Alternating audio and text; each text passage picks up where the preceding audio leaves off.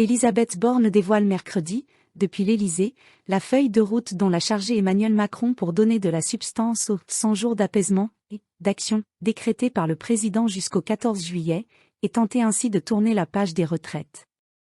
C'est depuis le palais présidentiel que la première ministre rendra public, après l'avoir exposé à la table du Conseil des ministres, le contenu du programme gouvernemental des semaines à venir, qui aura valeur de test pour un exécutif toujours privé de majorité absolue à l'Assemblée et fragilisé par l'adoption chaotique de la réforme des retraites. Depuis la promulgation de la loi, Emmanuel Macron s'est lancé dans une série de déplacements Alsace, Hérault, Loir-et-Cher, pour vanter son action et exposer ses nouvelles priorités.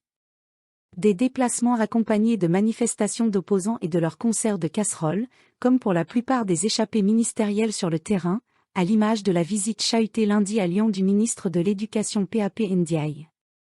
L'intersyndicale, de son côté, prépare les manifestations du 1er mai dont elle souhaite faire une démonstration de force.